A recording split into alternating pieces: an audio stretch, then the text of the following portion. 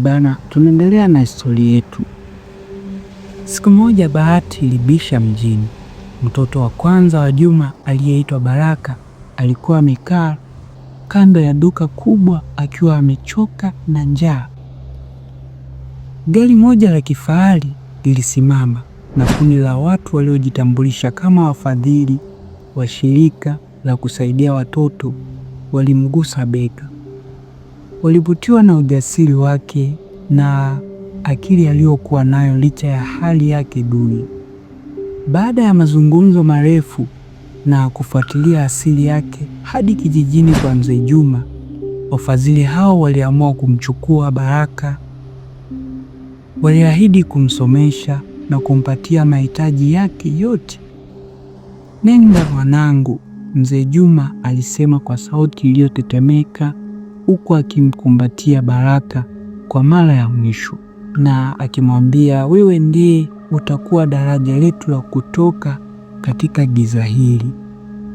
Miaka ilipita na Baraka hakusahau asili yake.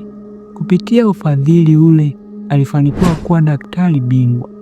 Siku aliyorudi kijijini akiwa amevaa suti na kuendesha gari lake, kijiji kizima kilishangaa. Alimkuta baba yake sasa akiwa mzee sana, lakini macho yake bado yakiwa na mng'ao ule ule wa upendo. Umaskini ule wa Bushman uliisha.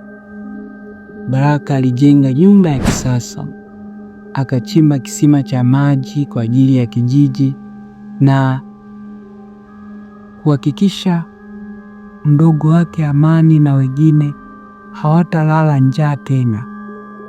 Mzee Juma aligundua kuwa wakati mwingine maumivu ya kuachana na mtoto wako ndio yanayoweza kuwa ufunguo wa ukombozi wa familia nzima.